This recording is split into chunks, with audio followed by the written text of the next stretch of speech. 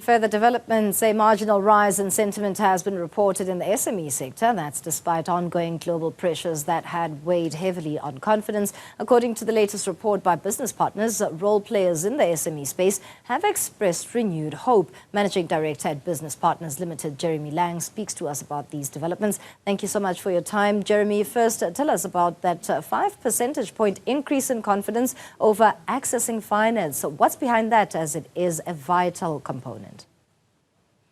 Good evening, and also to your viewers. I think a combination of economic indicators as well as social indicators. We've had a fairly good run in terms of our inflation targets, or actual against those targets, lower interest rates, also some level of political stability, although there's still some uncertainty around the GNU. I think a big contributor is the stable energy supply. That's been really positively accepted by the SME sector.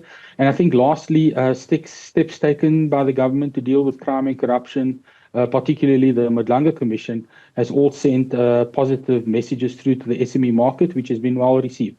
So positive contributing factors all round, but let's dig deeper into that, because there is that 66.7% of respondents remaining confident in achieving business growth. But of course, as you noted, uncertainty within the GNU. How sustainable is the sentiment expected as we go towards the latter part of the year? Yes, it's really important that the sentiment and confidence actually translates into economic activity and growth.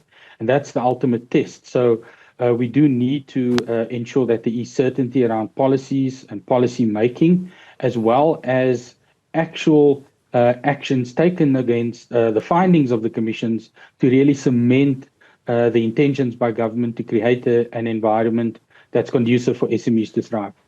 Having said that, what type of tangibility is sought by the SME sector in South Africa? We are sitting towards the end of 2025, and when we look on the side of legislation, many critics would argue that far more needs to be done, and when there's a correlation with the expected outcomes of an uncovering of corruption, that is a delay within business dealings in the country.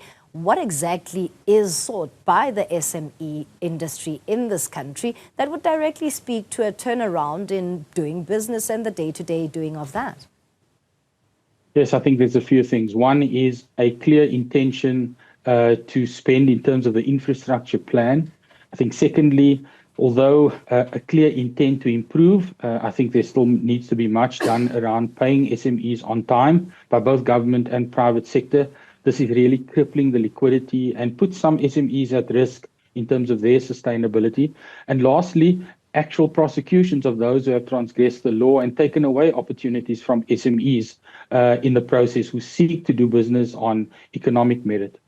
As a parting shot, can we expect this momentum in positive sentiment to last for the last couple of months of 2025 and hopefully in the early parts of next year?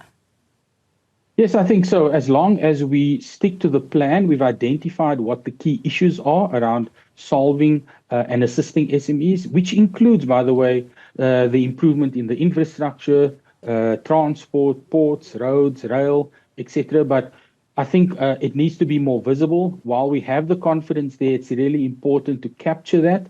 And like I said, translate that into actionable steps that shows economic improvement. Thank you so much for your contribution. Jeremy Lang is the MD at Business Partners Limited, talking to us about this renewed optimism in the SME sector.